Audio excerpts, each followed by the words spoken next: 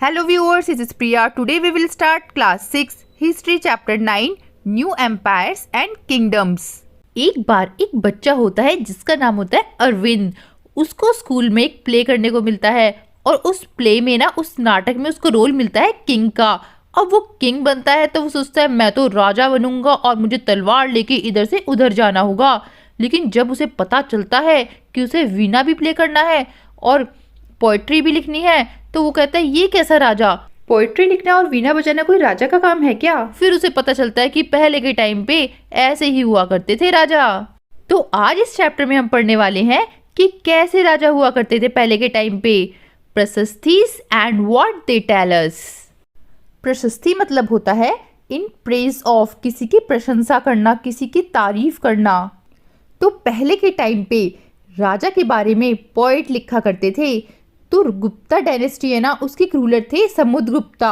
तो समुद्रगुप्ता के बारे में उनके दरबार में जो एक पोएट था जिसका नाम था हरिसेना, उन्होंने समुद्रगुप्ता के बारे में तारीफों के पुल बांध रखे थे। इतनी ज़्यादा तारीफ कर रखी थी तो ये हमें पता चला था अशोकन पिलर से। अशोका पिलर पे जो कि इलाहाबाद में है उस पे इंस्क्रिप्शन पे लिखा होता है। इंस्क्रिप्शन मतलब आप देख सकते हो यहाँ पर, ये देखो इस पे कुछ लिखा हुआ है ना, इसे बोला जाता है इंस्क्रिप्शन। तो ये राजा के बारे में तारीफ लिखी हुई थी। तो ऐसे ही काफ़ी सारे राजाओं के बारे में लिखा जाता था, जैसे कि हमने चैप्टर 9 में पढ़ा था ना, गौतमी पुत्र श्री सतकर्णी, वो भी गुप्ता डायनेस्टी के इम्पोर्टेंट रूलर हैं। तो इन किंग के बारे में ना पोएट लिखा करते थे। तो अब हम देखेंगे कि समुद्रगुप्ता प्रशस्ति मतलब समुद्रगुप्ता के बारे में क्या क्या लिखा था उनके पोएट ने। इनके बारे में बताया गया है कि ये एक वॉरियर थे, एक योद्धा थे। इन्होंने बहुत सारी बैटल जीती और ये पोएट भी थे। इनको भगवान के इक्वल माना जाता था।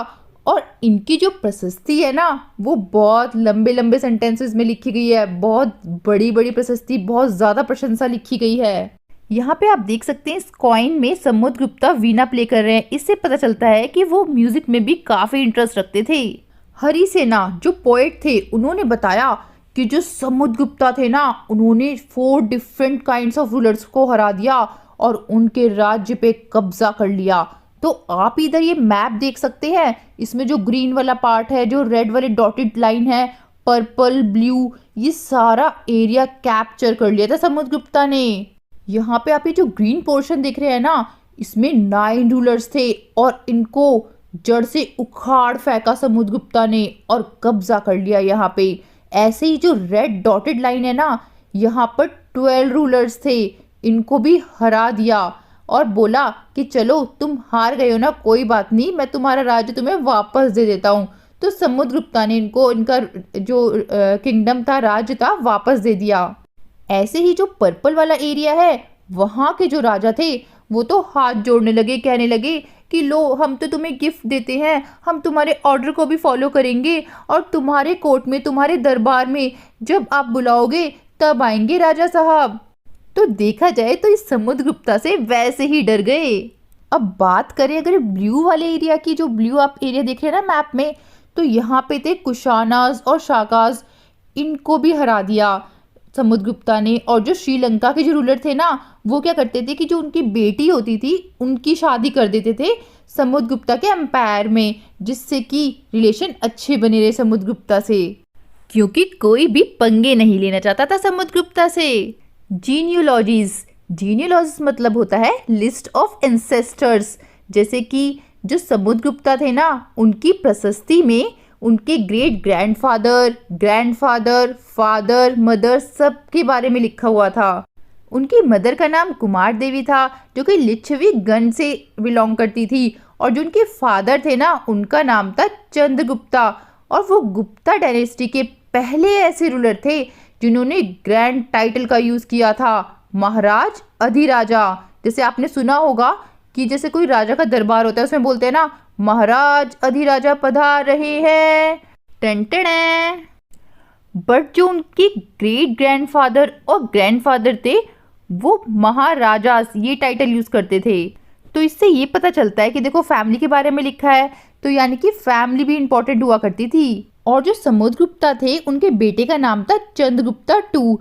इनके बारे में हमें कॉइन और इंस्क्रिप्शन से पता चलता है। इन्होंने वेस्टर्न इंडिया वाला जो पूरा एरिया है और जो शाकाज है ना उनको हराया था, उस एरिया को कैप्चर किया था। अब हम देखेंगे कि हर्षवर्धन और हर्षचरिता क्या थी।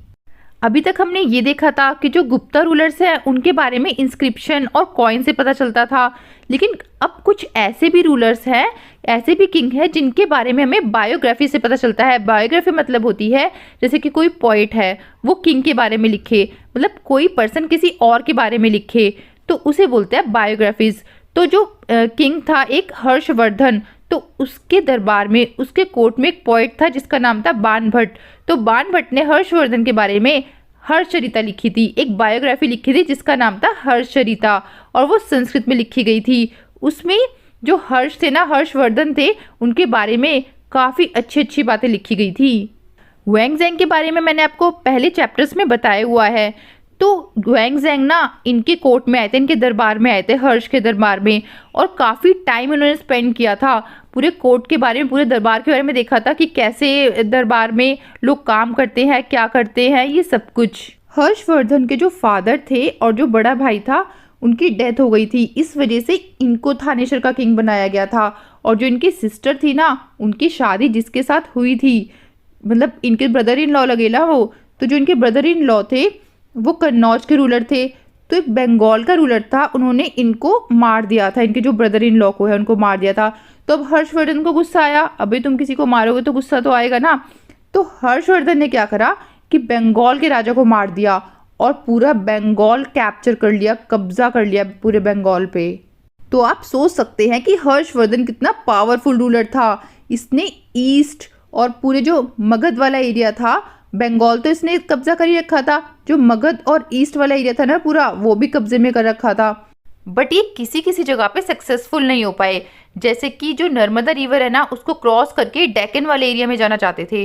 तो जो डेक्कन वाले एरिया में चालुक्य डायनेस्टी है ना, उसके जो राजा थे पुलकेशिन II, उन्होंने इन्हें रोक दिया, स्टॉप कर दिया, कहा रुको, तुम कहाँ आ रहे हो, तुम्हारी हिम्मत कैसे हुई हमारे एरिया में आने की। तो वहां पर ही सक्सेसफुल नहीं हो पाए। तो अब हम देखेंगे कि ऐसा कौन सा राजा आ गया जिसने हर्षवर्धन को चैलेंज किया। तो अब हम देखेंगे द पल्लवास, चालुक्यास एंड पुलकेशिन प्रशस्ति।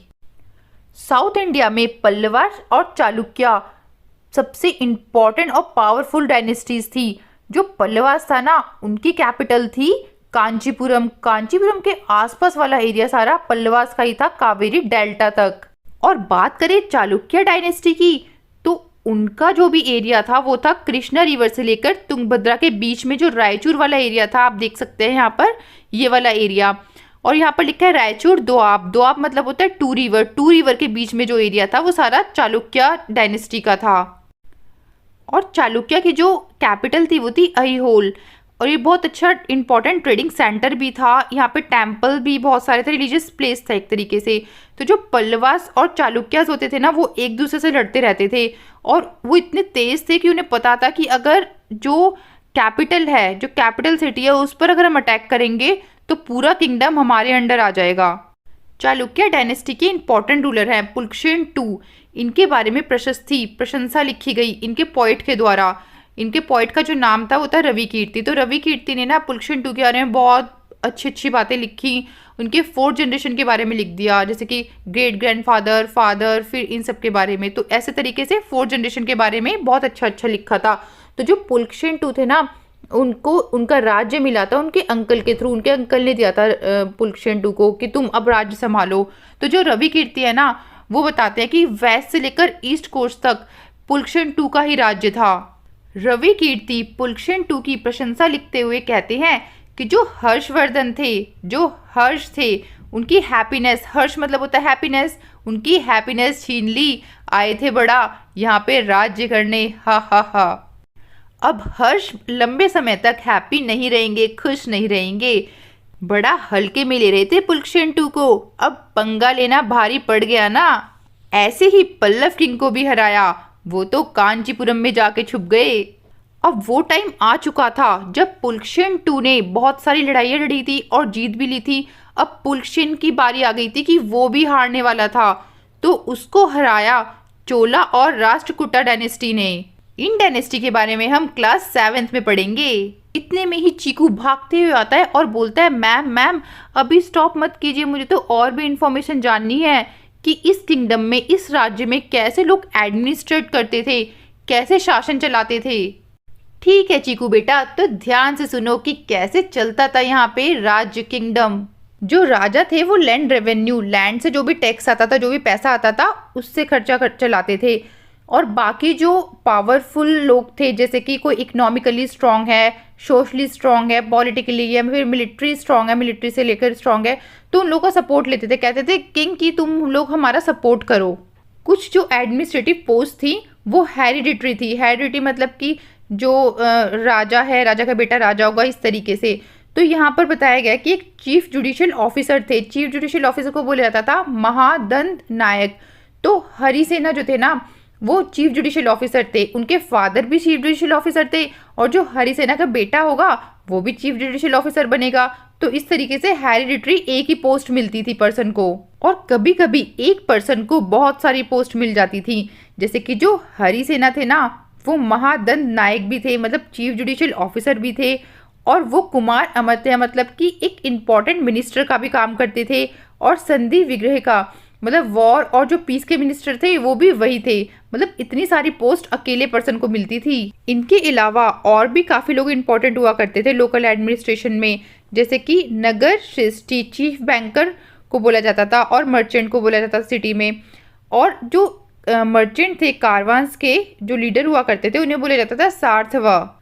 और प्रथम कुलिका, चीफ क्राफ्ट्समैन को बोला जाता था। और जो कायस्थ होते थे, हेड ऑफ द कायस्थ और स्क्राइब्स, ये सभी लोग इंपॉर्टेंट हुआ करते थे। अब इनमें जो भी पावरफुल होता था वो ये सोचता था कि क्यों ना मैं खुद का ही किंगडम बना लूं, खुद का ही राज्य बना लूं। A new kind of army. अब कुछ रूलर्स के ना वेल ऑर्गेनाइज्ड आर्मी होती थी, जैसे कि उनकी आर्मी में एलिफेंट्स, चैरियट्स मतलब रथ, कैवलरी घुड़सवार, फुट सोल्जर्स होते थे। तो जो मिलिट्री का लीडर था ना, वो जब भी राजा उसको ऑर्डर देता था तो मिलिट्री के लीडर को सभी सोल्जर्स को लेकर आना पड़ता था जहाँ भी राजा कहता था वहाँ पे। तो अब राजा जो है ना, इनको रेगुलर सैलरी तो देता नहीं था, कहता था एक ये लैंड है, इस लैंड में से जितना भी रेवेन्यू आएगा, जितना भी टैक्स आएगा, उस पैसे से अब तुम अपना काम चलाना, मिलिट्री को या जो भी मेंटेन करना है, तुम सारा खर्चा पानी अपना इसी से ही करोगे। और मिलिट्री का जो लीडर होता था उसे बोला जाता था समंता। तो जो भी समंता होता था ना, वो अगर ये देख लेता था कि राजा बहुत वीक पड़ रहा है, तो उस राजा को हटा के खुद राज्य करने लगता था। आपसे एग्जाम में पूछ सकते हैं कि हु इज समंताज, तो आप इसका आंसर देना samantas were military leaders. Assemblies in the southern kingdoms. अब ये जो साउथ इंडिया वाला एरिया था ना, यहाँ पर हमें पता है पल्लवास थे। अब पल्लवास के इंस्क्रिप्शन में लिखा गया है कि यहाँ पर एक लोकल असेंबली होती थी, मतलब सभा होती थी। इस सभा में जो ब्राह्मण लैंड ओनर्स थे ना, बस वही पार्टिसिपेट करते थे। और इस सभा में ये बताया जाता था, ये जो कमेटी थी, जो सभा थी, इसमें बोला जाता था कि इरिगेशन, जो खेती बाड़ी है, उसको हम कैसे बढ़ाएं, एग्रीकल्चर में कैसे काम करें, रोड्स को कैसे बनाएं, लोकल टेम्पल्स को कैसे बनाएं, इन सब के बारे में डिस्कशन होता था।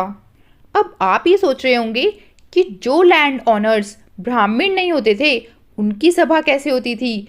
तो उनकी अलग असेंबली होती थी, अलग सभा होती थी। उस असेंबली का नाम होता था उर। उर एक विलेज असेंबली है जिसमें लैंड ओनर्स जो ब्राह्मण नहीं हैं वो अलाउड होते थे। ऐसे ही नगरम एक ऑर्गेनाइजेशन थी मर्चेंट्स की। ये जो असेंबली होती थी, जो सभा होती थी ना, इसमें बस रिच और पावरफुल लैंड ओनर्स और मर्चेंट ही पार्टिसिपेट करते थे। काफ़ी सारी ऐसी असेंबली तो सदियों सदियों तक चलती रही। अब हमने पावरफुल लोगों के बारे में तो पढ़ लिया, किंग के बारे में, सबके बारे में। अब जो ऑर्डिनरी पीपल थी, आम जनता थी, उनके बारे में तो किसी ने कुछ लिखा ही नहीं था। तो हमें जो राजा की स्टोरी होती थी ना, उससे ही पता चलता था कि जो आम जनता है, जो नॉर्मल पीपल है, वो कैसे होते थे उस टाइम पर।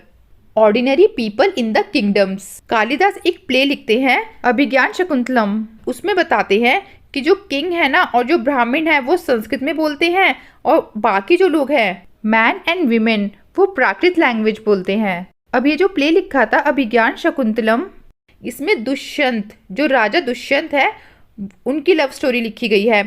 तो वो ना शकुंतला एक वीमेन है जिनसे वो प्यार करते हैं, उनको वो रिंग देते हैं। तो जो शकुंतला है उनसे ना वो रिंग खो जाती है। वो रिंग एक मछली खा जाती है। तो जो फिशरमैन होता है ना, वो उस रिंग को वापस देने आता है राजा के दरबार में। जब वो राजा के दरबार में आता है तो उसे चीफ पुलिस ऑफिसर और जो गेटमैन होते हैं ना वो रोकते हैं, कहते हैं रुक, तेरी हिम्मत कैसे हुई राजा के दरबार में आने की। तो वो कहता है मैं तो ये रिंग देने आया हूँ राजा को। तो बोलते हैं रिंग, इसका मतलब तू ही चोर है, तूने ही चुराई है रिंग, चल राजा के पास। तो वो राजा के पास लेके जाते हैं तो राजा ही देख के बहुत खुश हो जाता है और उससे रिवॉर्ड देता है।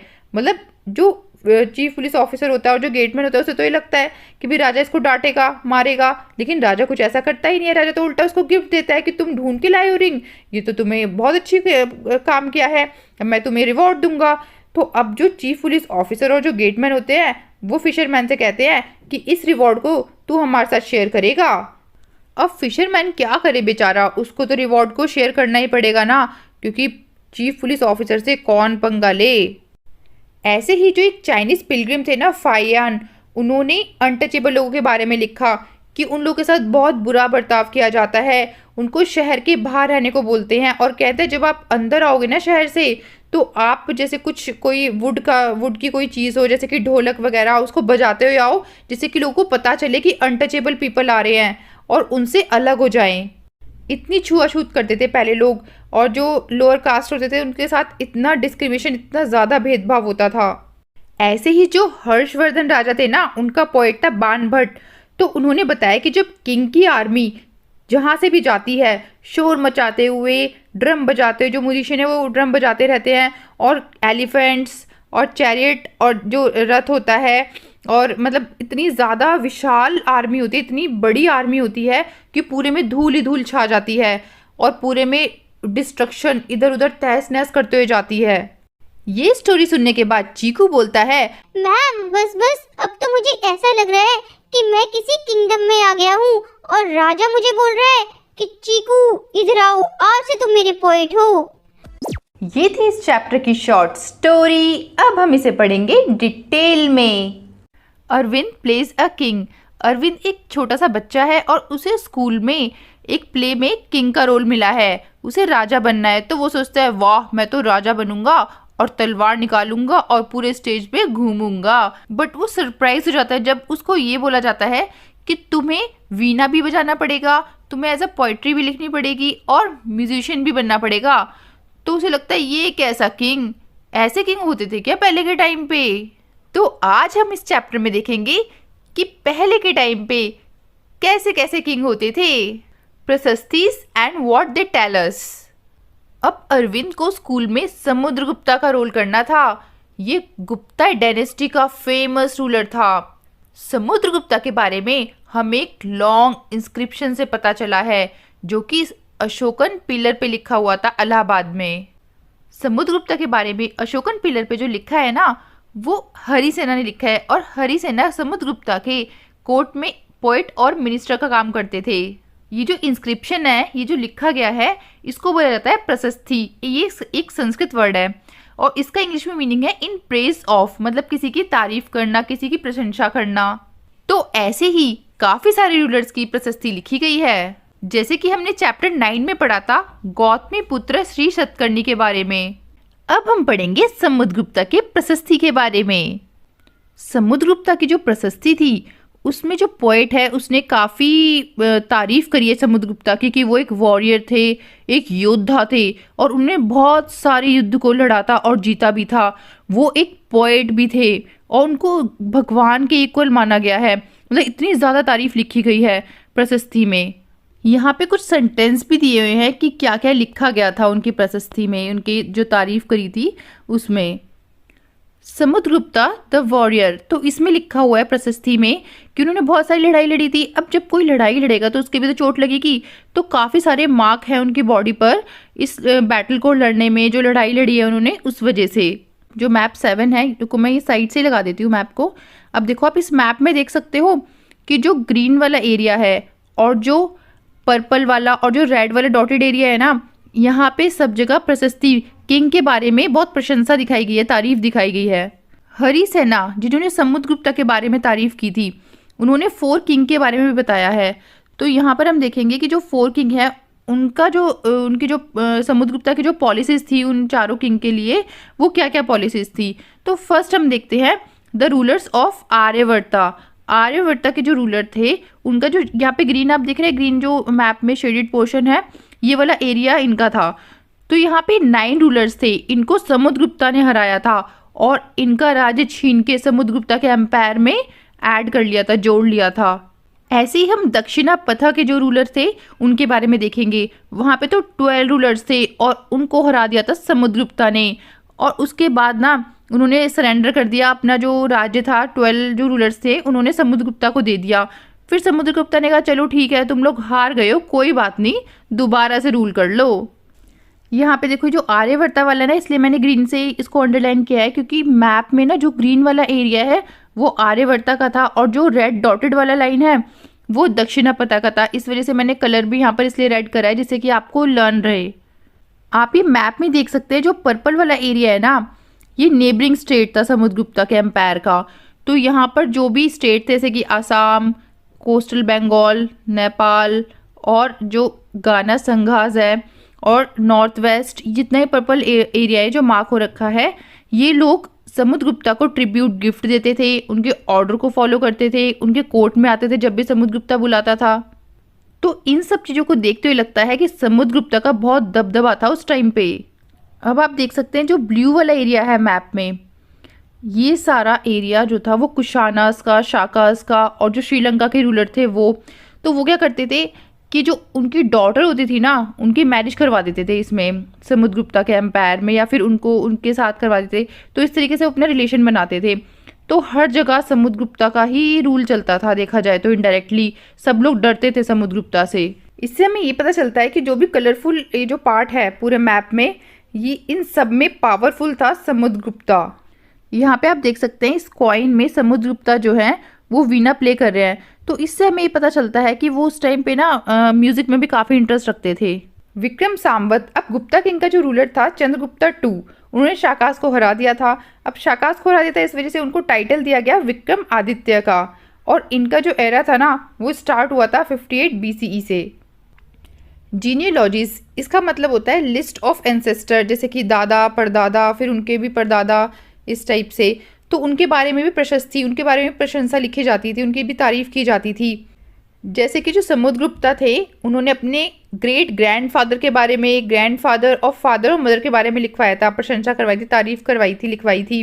जैसे कि जो उनकी मदर थी ना, उनका नाम था कुमारा देवी और वो लिच्छवी गण से बिलोंग करती थी। और उनके फादर थे, उनका नाम था चंद्रगुप्ता, जिन्होंने गुप्ता डायनेस्टी के पहले ऐसे रूलर थे चंद्रगुप्ता जिन्होंने ग्रैंड टाइटल यूज़ किया था, अडॉप्ट किया था, महाराज अधिराजा।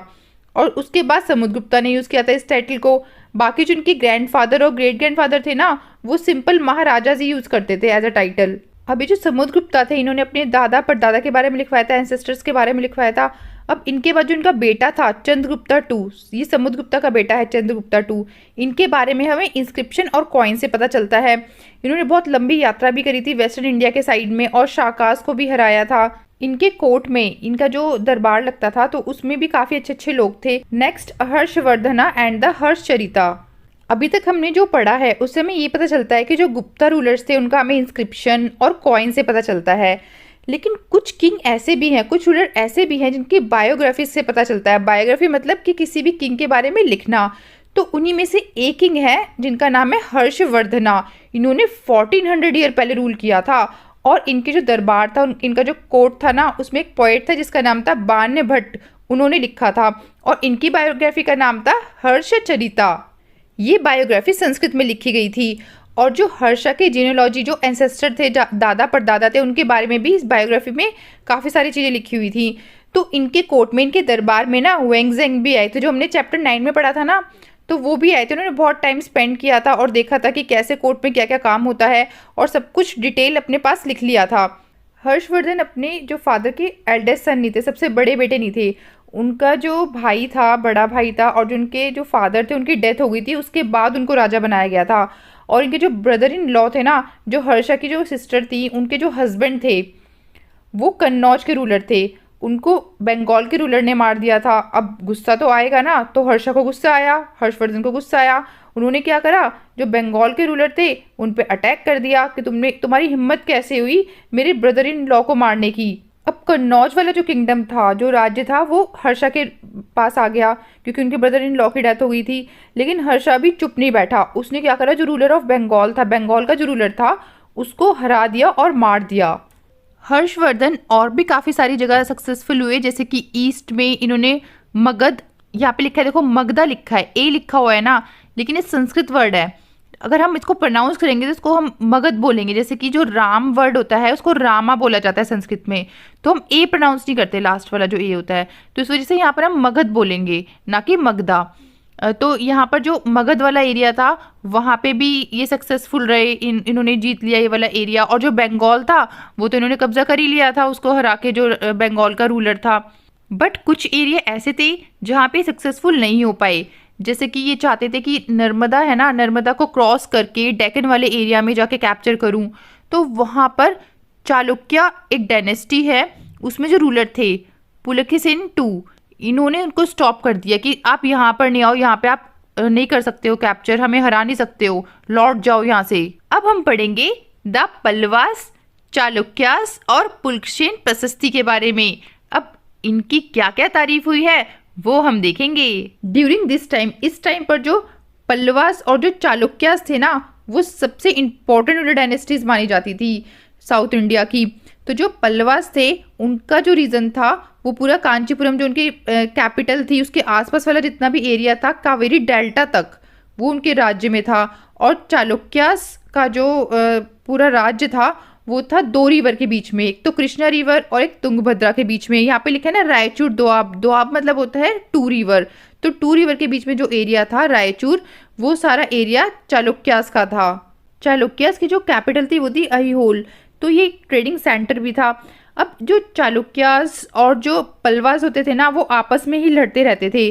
तो अब जो भी जैसे लड़ रहे हैं तो सबसे पहले वो अटैक करते थे जो उनकी कैपिटल सिटी होती थी, क्योंकि अगर कैपिटल सिटी को हरा दिया तो समझो उनके पूरे किंगडम, पूरे राज्य को ही हरा दिया। चालुक्य की जो कैपिटल थी अहिहोल, ये यहाँ पे ना सबसे ज़्यादा टेम्पल्स बने हुए थे, एक तरीके से रिलीजियस प्लेस बना हुआ था यहाँ पे।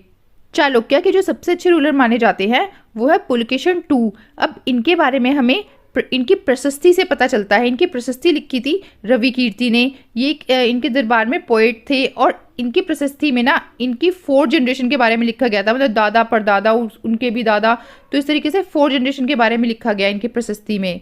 पुलकेशिन को इनका जो किंगडम, इनका राज्य मिला था इनके अंकल से। पुलकेशिन जो II थे, इनके जो पोएट थे रवि कीर्ति, उनके अकॉर्डिंग वो तो इनकी तारीफ ही लिखेंगे पुलकेशिन की कि इन्होंने ईस्ट और वेस्ट कोस्ट पे पूरा अपना राज्य जमा लिया था, और जो हर्ष यहाँ पर इस एरिया में आ रहे थे कैप्चर करने के लिए, उनको भी भगा दिया था। इन्होंने लिखा कि जो हर्ष थे, हर्ष मतलब होता है हैप्पीनेस, तो उनकी हैप्पीनेस छीन ली, उनको यहाँ से भागना पड़ गया, वो यहाँ पे कैप्चर नहीं कर पाए, इतने स्ट्रॉन्ग थे पुलकेशिन II, इनकी वजह से वो यहाँ पे अटैक नहीं कर पाए। पुलकेशिन इतने स्ट्रॉन्ग थे कि उन्होंने पल्लव किंग को भी हरा दिया। पल्लव किंग को भागना पड़ा और कांचीपुरम की एक वॉल के पीछे, दीवार के पीछे छुपना पड़ा। चालुक्य का राज अब हर जगह नहीं चल रहा था, अब धीरे धीरे करके वो हारने लगे। तो जो पल्लवास और जो चालुक्यास थे ना, उनको हराने के लिए आ गई थी और भी डायनेस्टीज, जैसे कि चोला और राष्ट्रकूटा।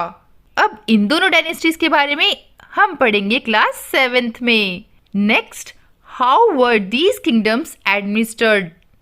अगर पहले के राजाओं की बात की जाए तो वो लैंड रेवेन्यू पे, जो लैंड से टैक्स आता था ना, उस पे डिपेंड थे। तो विलेज में जो शासन चलता था, विलेज से ज़्यादातर शासन चलता था, वहीं से ज़्यादा टैक्स आता था, वहीं से ज़्यादा पैसा मिलता था किंग को, राजा को। कुछ नई डेवलपमेंट्स भी हुई, जैसे कि जो किंग थे ना, वो कुछ ऐसे लोगों को सपोर्ट लेना चाहते थे जैसे कि जो इकोनॉमिकली सोशली पावरफुल हो, तो बोलते थे कि तुम लोग हमें सपोर्ट करो, किंग ये कहते थे उन लोगों से। और पॉलिटिकली या मिलिट्री से अगर वो कोई मजबूत है तो ये उन लोगों का सपोर्ट लेते थे जो किंग होते थे, राजा होते थे। अब कुछ इंपॉर्टेंट एडमिनिस्ट्रेटिव पोस्ट, जो शासन में जो पोस्ट थी काफ़ी सारी, वो हेरिडिटरी थी, जैसे कि राजा का बेटा राजा हुआ। तो यहाँ पर एग्जाम्पल बताया गया है कि पोएट थे हरिसेना, तो इनके जो फादर थे वो चीफ जुडिशियल ऑफिसर थे, इस वजह से इनको भी चीफ जुडिशियल ऑफिसर बनाया गया। तो चीफ जुडिशियल ऑफिसर को ना पहले के टाइम पे महादंड नायक बोला जाता था। समटाइम्स कभी कभी तो एक ही पर्सन को काफ़ी सारे ऑफिस संभालने पड़ते थे, जैसे कि हरिसेना जो थे वो महादंड नायक भी थे, उन्हें कुमार अमात्य मतलब कि इम्पोर्टेंट मिनिस्टर भी बनाया गया। संधि विग्रहिक मतलब कि उन्हें एक वॉर और पीस का मिनिस्टर भी बनाया गया, मतलब 3 पोस्ट संभाल रहे थे वो। इनके अलावा और भी इम्पोर्टेंट मैन होते थे लोकल एडमिनिस्ट्रेशन में, जैसे कि नगर श्रेष्ठी, चीफ बैंकर को बोला जाता था, और मर्चेंट्स को।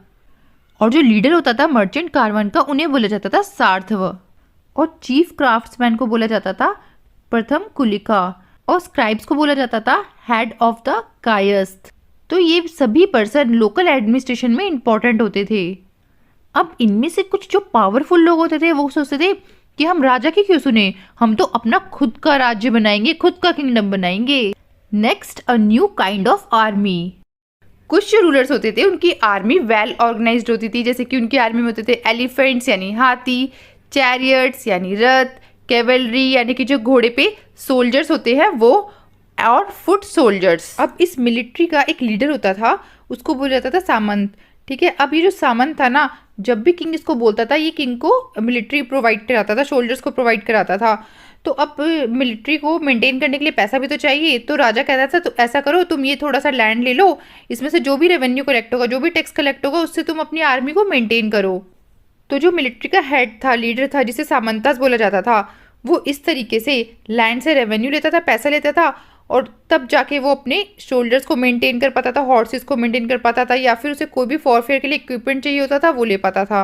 अब जो सामंत होते थे, जो लीडर होता था मिलिट्री का, अगर उसे लगता था कि किंग बहुत वीक है तो वो किंग को हटा के खुद ही राजा बन जाता था। Assemblies in the southern kingdoms. अब एक इंस्क्रिप्शन से पता चलता है कि जो पल्लव्स थे ना, उन्होंने एक लोकल असेंबली बिठाई, एक सभा बिठाई जिसे बोले जाता है, और उस सभा में ब्राह्मण लैंड ओनर्स थे। तो अब इस सभा में क्या होता था, इस सभा में डिस्कशन होता था इरिगेशन के ऊपर, खेती बाड़ी के ऊपर, और एग्रीकल्चर ऑपरेशन के लिए कि एग्रीकल्चर को कैसे बढ़ाया जाए, कैसे रोड बनाई जाए, कैसे टेम्पल्स बनाए जाए, एक्सेट्रा। यहाँ पे विलेज असेंबली को, विलेज में जो सभा होती थी उसको बोला जाता था उर, और इस उर में, इस असेंबली में वो लैंड ओनर्स होते थे जो ब्राह्मण नहीं होते थे। मर्चेंट्स की ऑर्गेनाइजेशन को बोला जाता था नगरम, और इस नगरम में, इस असेंबली में, सभा में रिच पावरफुल लैंड ऑनर्स और मर्चेंट्स ही होते थे बस। काफ़ी सेंचुरी तक ही लोकल असेंबली चलती रही। अब हमने किंग के बारे में, रिच और पावरफुल लोगों के बारे में पढ़ लिया। अब जो ऑर्डिनरी लोग थे, जो आम जनता थी किंगडम में, वो कैसी थी उसके बारे में देखेंगे। Ordinary people in the kingdoms. अब जो आम जनता थी, ऑर्डिनरी पीपल थे, उनके बारे में हमें एक प्ले से पता चलता था, नाटक के से पता चलता था। जो कालिदास थे, उन्होंने राजा के कोर्ट में, राजा के दरबार में एक नाटक, एक प्ले को दिखाया था। तो उसके अकॉर्डिंग है ना, जो किंग थे और जो ब्राह्मण थे वो संस्कृत बोलते थे, और विमेन और जो मैन थे और बाकी जो लोग थे वो प्राकृत लैंग्वेज बोलते थे। इनका एक फेमस प्ले था जिसका नाम था अभिजन शकुंतलम। इस स्टोरी में एक राजा के बारे में बताया गया है जिनका नाम था दुष्यंत। तो ये एक यंग वुमेन से प्यार करते थे जिनका नाम था शकुंतला। तो यहाँ पर एक पुअर फिशरमैन के बारे में बताया गया है कि दुष्यंत जो राजा थे ना, उन्होंने शकुंतला को दी रिंग। अब जो रिंग थी वो खा गई फिश। अब जो शकुंतला थी वो बहुत परेशान हो गई कि हे भगवान, मेरे तो रिंग खो गई, ओ माय गॉड, अब क्या होगा। तो जो फिशरमैन है ना, वो लेकर आया, तो गेटमैन ने रोक लिया कि तुम्हारी हिम्मत कैसे हुई राजा के महल में घुसने की। और फिर चीफ पुलिस ऑफिसर ने भी उसे डांटा कि तुम्हारी हिम्मत कैसे हुई, तुम कैसे घुस सकते हो राजा के महल में। तो वो कहता है कि मैं राजा को रिंग देना चाहता हूँ, ये रिंग मिली है मुझे।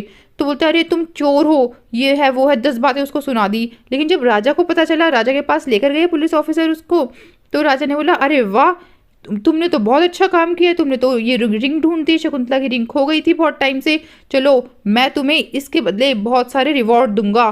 तो अब जब उसे रिवॉर्ड मिल जाता है ना, तो चीफ पुलिस ऑफिसर कहता है अरे ये तो इसके साथ गलत हो गया, हमें तो लगा था कि राजा इसको डांटेगा, मारेगा, इसको फांसी पे चढ़ा देगा, राजा ने तो इसको रिवॉर्ड दे दिया।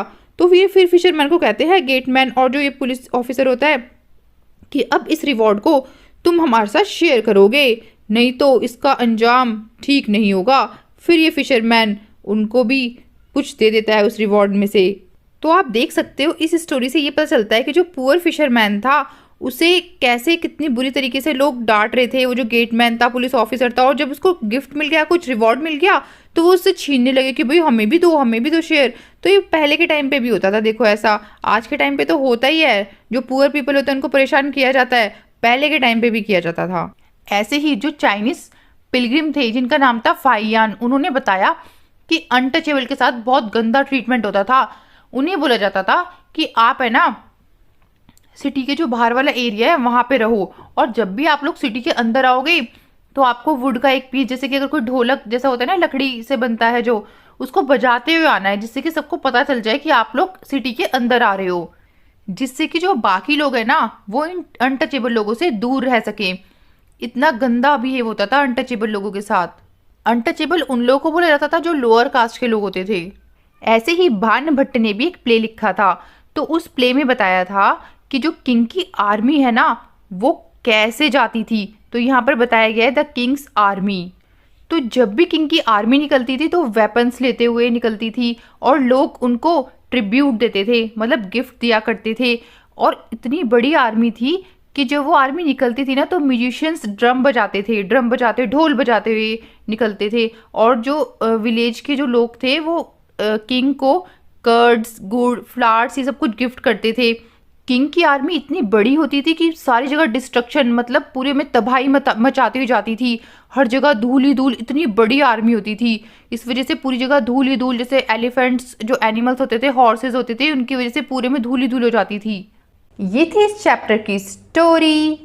If you have any doubt right it down in the comment section, and please like and subscribe my video and share with your friends. Thank you.